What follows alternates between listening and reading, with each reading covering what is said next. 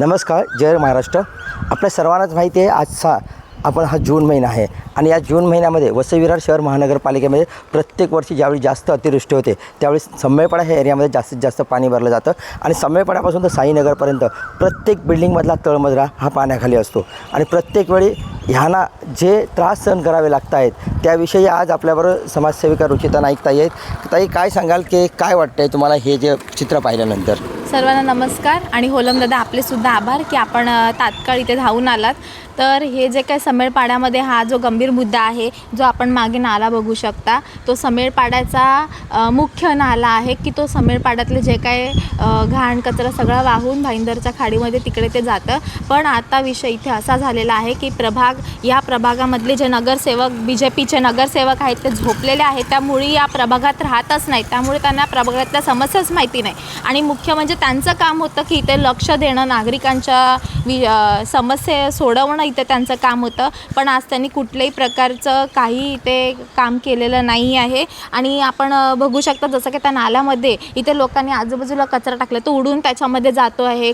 कशात त्याच्यामध्ये अर्धा कचरा त्या नाल्यात पडलेला आहे, तो नाला तिथे चोकअप झालेला आहे. हे जो कचरा दिसतोय मला वाटतं नागरिकांनी कचरा टाकलेला नाही, ज्यांचं कंस्ट्रक्शन झालं आहे, ज्या बिल्डिंगचं कंस्ट्रक्शन झालं आहे त्यांचा कचरा असा वाटतो मला, कारण जे हे रॅबिट वगैरे दिसत बरोबर असू शकतं. इथे रॅबिट वगैरे पण आहे, कोणी गाद्यांचे कवरं वगैरे तसं काय टाकलेलं आहे. मग एकदा कचरा दिसलं की लोक आपसुकच तिथे आणून कचऱ्याचा साठा करत असतात. मग आपलं काम आहे एक समाजसेवक म्हणून, एक नगरसेवक म्हणून की ते लोकांच्या समस्या सोडवणं आणि लोकांमध्ये जागरूकता निर्माण करणं. आपल्याला ते काम तिथे करावं लागतं. तर त्या दृष्टिकोनातून आज मी हा मुद्दा इथे उचललेला आहे की हा जो नाला आहे तो चोकअप झालेला आहे, त्याच्यावरती आपल्याला समस्या नागरिकांची सोडवायच्या आहे. आता जे काही या जून महिना चालू झालेला आहे, पावसामुळे जे काही सम्मेळपाड्यात पाणी साठतं त्यामुळे नागरिकांना खूप मोठा त्रास सहन करावा लागतो.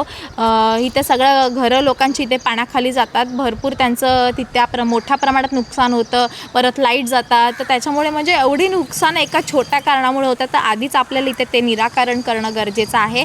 जो हा नाल्याचा आपल्याला आता मी स्वतः अजीव पाटील साहेबांकडे याचा पाठपुरावा करणार आहे की साहेब हे जे काय आपले नाले सफाई करतात ते सुद्धा माणसं आहेत, ते करून किती करणार. तर आपण एक अत्याधुनिक नवीन काहीतरी टेक्निक आणायचा विचार जे मुंबईला आहेत पण आपल्या सम्मेळपाड्यात. तर मग आपण अजीव पाटील साहेबांच्या पाठपुराव्यातून ज्या काही नवीन मशीन वगैरे असतील ते आपण इथे काढून त्या सफाई कर्मचाऱ्यांना सांगून सर्व गटारावरची झाकणं आहेत हो ते ओपन आहेत.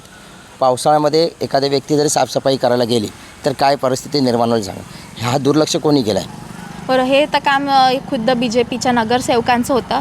पण जसं नागरिकांना इथे जागरूक राहणं गरजेचं आहे की तुम्ही वोट देताना कोणाला वोट देताय, तो व्यक्ती आपल्या एरियात खरंच राहतो का आणि त्याला आपल्या एरियाविषयी जिव्हाळा आहे का. जर त्याला जिव्हाळा असतं तर त्यांनी इथे सम्मेळपाड्यात लक्ष देऊन काम केलं असतं.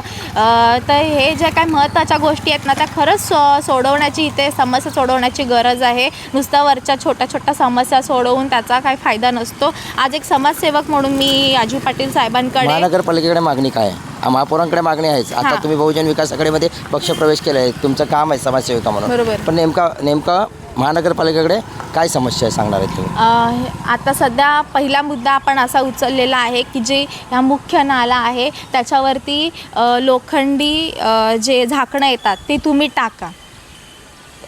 ती झाकणं तिथे बसवा जेणेकरून त्याच्यामध्ये वाऱ्याने जो काही कचरा उडणार नाही आहे. आणि लोकांमध्ये सुद्धा आपण इथे एक जागरूकता किंवा महानगरपालिकेचं एखादं इथे ओढलं की इथे कोणी कचरा टाकू नये म्हणून. तसं आपल्या पावसाळ्याच्या दृष्टिकोनातून काही इथे आपल्याला उपाययोजना करायच्या आहेत.